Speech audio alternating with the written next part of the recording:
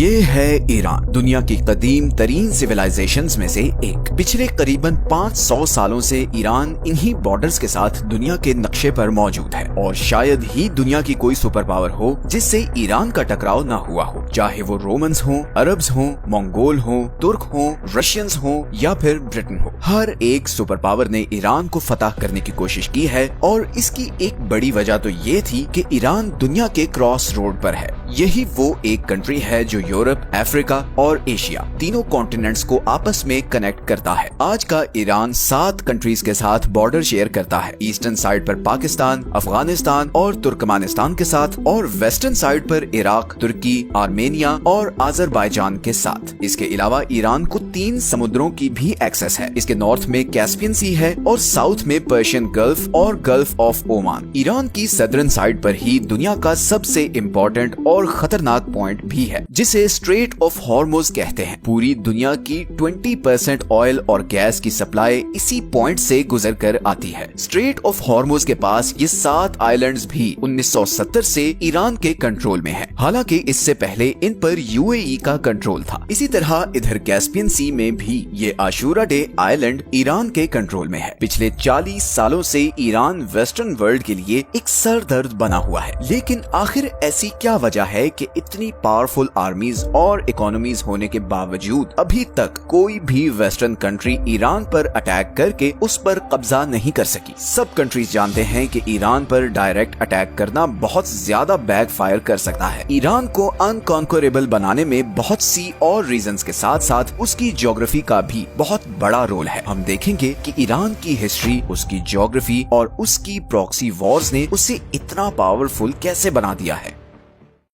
सबसे पहले हम ईरान की ज्योग्राफी को समझते हैं। ईरान की सदर्न और वेस्टर्न साइड पर ज़ैग्रोस माउंटेन रेंज है। ईरान की कोस्ट लाइन से लेकर इराक और ऊपर तुर्की तक फैली हुई ये माउंटेन रेंज ईरान को एक जबरदस्त नेचुरल प्रोटेक्शन देती है। ये सारा एरिया बहुत ही पथरीला है और इसे क्रॉस करना बहुत ज्यादा मुश्किल है। इन पहाड़ों का ईरान को इतना फायदा है कि 1980 में जब इराक ने ईरान पर अटैक किया तो उसका प्लान ये था कि एक तो वो यहाँ खुजिस्तान के ऑयल रिच सूबे पर कब्जा कर ले और फिर यहाँ से आगे ईरान के बाकी शहरों पर भी कब्जा करके ईरानियन रेवोल्यूशन को कुचल दे, क्योंकि सब अरब कंट्रीज डरे हुए थे कि ईरानियन रेवोल्यूशन के असरात बाकी अरब तक ना फैल जाएं। मगर इराकी आर्मीज 2 सालों में सिर्फ इधर खुजिस्तान तक ही पहुंच सकी। उन्होंने बहुत कोशिश की कि वो ज़ैग्रोस के पहाड़ों को क्रॉस करके ईरान पर कब्जा कर सके, मगर उन्हें कामयाबी नहीं मिली और फिर इवेंचुअली ईरान इराकी फोर्सेस को पीछे धकेलता हुआ इराक के अंदर तक घुस गया। मगर यहाँ पर ईरान को भी ये मसला आया कि जहाँ इराकी आर्मी को आसानी से उसके शहरों से सप्लाई मिल रही थी, वहीं ईरानी आर्मी को सप्लाई पहुँचाना बहुत मुश्किल हो गया, क्योंकि ईरान के सारे बड़े डिपो और शहर ज़ैग्रोस माउंटेन रेंज के दूसरी तरफ थे। यही वजह है कि 8 साल बाद ये वॉर बगैर किसी नतीजे के खत्म हो गई और दोनों कंट्रीज के बॉर्डर में 1 इंच भी चेंज नहीं आया। इसी तरह ईरान के नॉर्दर्न साइड पर कैस्पियन सी के साथ अल्बोर्ज माउंटेन रेंज है जो इसे नॉर्दर्न साइड से प्रोटेक्शन देती है और ये पहाड़ सिर्फ ईरान को नेचुरल प्रोटेक्शन ही नहीं बल्कि बहुत से रिसोर्सेज भी देते हैं। ये दोनों mountain ranges uranium, silver, gold और जिंक से माला माल है। ईरान के पास दुनिया के सबसे बड़े जिंक के रिजर्व्स हैं। इसी तरह 20th सेंचुरी ने ईरान की इस ज्योग्राफी को 4 चांद लगाए जब यहाँ पर्शियन गल्फ के पास ऑयल और गैस के बहुत बड़े रिजर्व्स डिस्कवर हुए। आज की डेट में पूरी दुनिया के 10% ऑयल और 15% नेचुरल गैस के रिजर्व्स ईरान के पास हैं। ईरान को एक और चीज जो प्रोटेक्शन देती है वो 2500 किलोमीटर लंबी ये कोस्ट लाइन है जो 2 समुद्रों के बीच डिवाइडेड है। बंदर अब्बास ईरान का सबसे बड़ा सी पोर्ट दुनिया के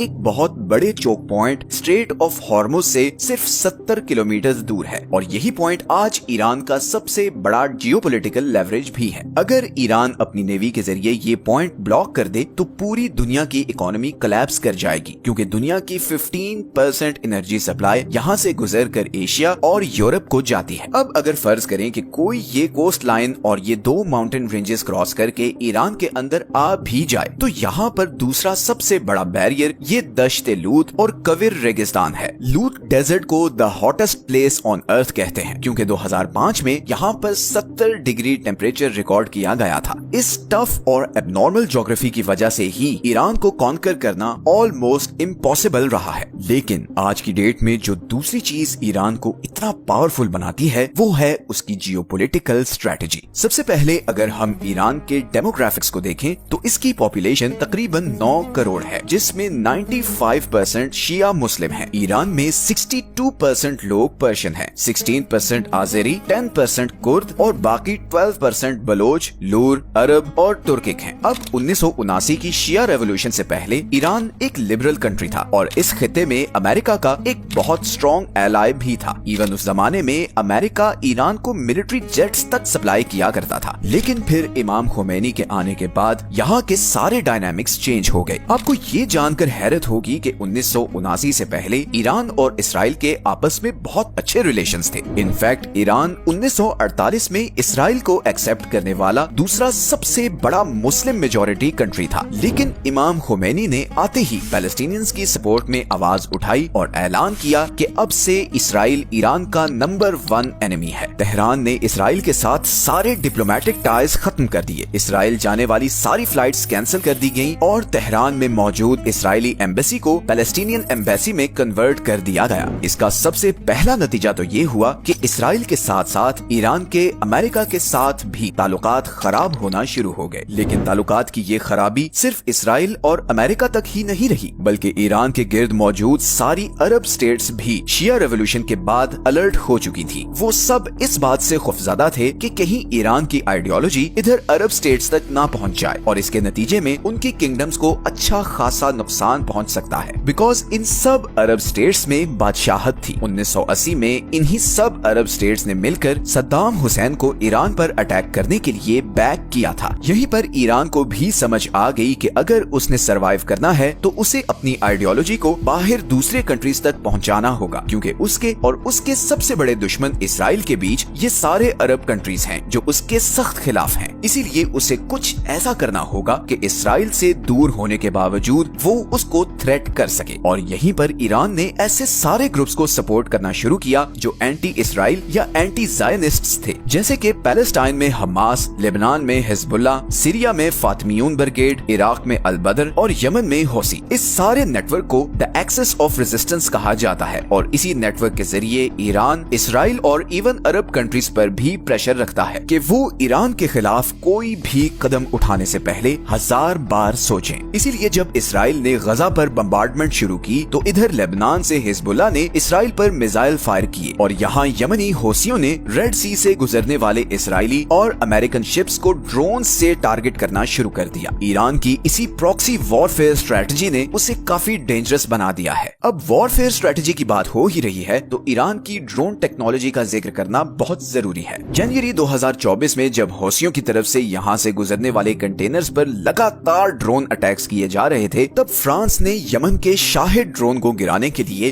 $1 मिलियन वाला Aster 15 surface to air missile use किया, जबकि यमनी ड्रोन की कॉस्ट सिर्फ $20,000 थी। यमनी हौसियों को ये सारे ड्रोन्स ईरान सप्लाई कर रहा है और इन ड्रोन्स की इतनी धूम मची है कि रशिया यूक्रेन के खिलाफ भी इन्हीं ईरानी ड्रोन्स को इस्तेमाल कर रहा है। अमेरिकन सेंट्रल कमांड की 2022 की रिपोर्ट के मुताबिक ईरान के पास पूरे मिडिल ईस्ट में सबसे ज्यादा और मॉडर्न बैलिस्टिक मिसाइल हैं। ईरान के सारे मिसाइल्स 2000 किलोमीटर तक अपने टारगेट को हिट कर सकते हैं। तो इन अ नटशेल अगर हम ईरान की ज्योग्राफी, उसकी प्रॉक्सी स्ट्रेटजी और ड्रोन टेक्नोलॉजी को देखें तो इसके बावजूद कि ईरान पर वेस्टर्न दुनिया की सैंक्शंस हैं और उसकी इकोनॉमी ऑफिशियल ग्राउंड्स पर बहुत छोटी है, ईरान एक ऐसे कंट्री के तौर पर सामने आता है जिसके पोटेंशियल के बारे में बहुत सी अनसर्टेनिटीज हैं, चाहे वो उसका न्यूक्लियर प्रोग्राम हो, प्रॉक्सी नेटवर्क्स की फंडिंग हो या मिसाइल टेक्नोलॉजी। ईरान के बारे में बहुत से ग्रे एरियाज हैं जिनकी वजह से वेस्टर्न कंट्रीज उस पर डायरेक्ट अटैक करने से कतराते हैं। अगर हम सिर्फ यही एक पॉइंट को देखें कि दुनिया के 2 choke points strait of Hormuz और बाब अल मंदेब ईरान की टारगेट रेंज में हैं, तो यही चीज उसे बहुत पावरफुल लेवरेज दे देती है। और अब तो रशिया और चाइना भी